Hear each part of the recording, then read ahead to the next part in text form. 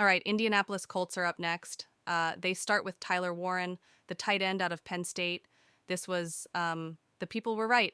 This was one of the most common mock draft picks. Tyler Warren to the Colts, fitting a need, and about where people expected Warren to go. JT Tuimoloau, the Ohio State edge rusher. JTT in the second round. Justin Wally, the quarterback out of Minnesota in the third. Jalen Travis, the Iowa State tackle in the fourth. DJ Giddens, running back out of Kansas State in the fifth. And then the most significant of the rest of the picks, Riley Leonard, the QB out of Notre Dame in the sixth. Also went defensive tackle Tim Smith from Alabama with a sixth rounder, and Hunter Waller, the safety out of Wisconsin. What were your thoughts on this Colts draft here, Sam? Yeah, I mean, obviously Tyler Warren in the first round was one of the chalkiest first round picks in mock drafts. It would have been interesting to know, because Coulson Loveland went off the board before Tyler Warren, which wasn't something a lot of people had predicted pre-draft. It would be interesting to know if they were both on the board, which one would the Colts have gone for? Obviously Tyler Warren I think is a great fit for them, but I'm curious if they would have had Loveland ranked higher as well, or if it was just other teams that did. Either way, Warren is a need for this offense, a great fit for it as well.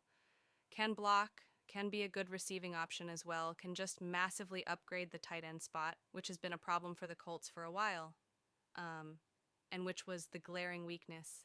Now you start to look at the overall collection of skilled position players. They've got a lot of weapons. Michael Pittman, Alec Pierce, Josh DS. That's a nice receiving trio. Adai Mitchell, ridiculous athlete, ridiculous talent. I don't know what he's going to be yet based off his rookie season, which was just confusing, but also non-productive. And then Tyler Warren brings the tight end to the table. Jonathan Taylor, DJ Giddens in the draft as well. This is a really fun group and good group of playmakers to go to work with the quarterback, whether it ends up being Richardson or Daniel Jones. Yeah, let's stick with this Tyler Warren discussion and then get to the rest of the draft here, because the other element, I think, look, I I think he's a pretty good run blocker. I think he's got the ability to mix it up on the line of scrimmage.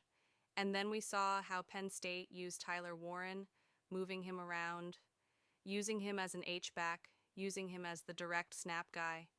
He's a former high school quarterback lefty thrower too. He's going to have a couple passes in there, and opposing teams have to remember he's lefty. So if you got him rolling left, you got to watch out. But I think he helps the run game as well.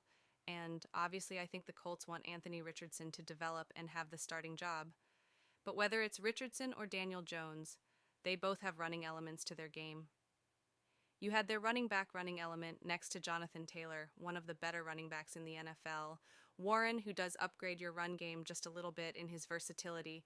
I think you can add some creativity to the offense, and you can also just add a little bit more run game creativity to the offense.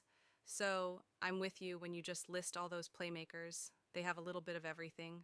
Deep threats, they have possession receivers, they have the AD Mitchell wildcard, as you mentioned. He could be great. Who knows?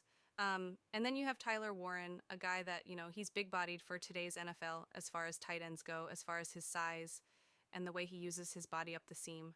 So, yeah, I think he becomes a dependable target, upgrades your run game a little bit, and makes the Colts a little bit more difficult to defend in the first round. Um, and that's me saying I would have rather taken those tight ends a little bit later in the first round, but with so much uncertainty on both lines of scrimmage and some of the other players there, like, I get it. I understand. Tight end hater Steve. Tight end hater Steve. Um, I will say I didn't love the rest of the Colts draft. I thought they were all, like okay picks, but JT to him, Malo, I would have taken a few other edges ahead of him. But he's a dependable, I think, early down run defender type that, grew on you the more you watched him. Yeah, I mean, I like the pick.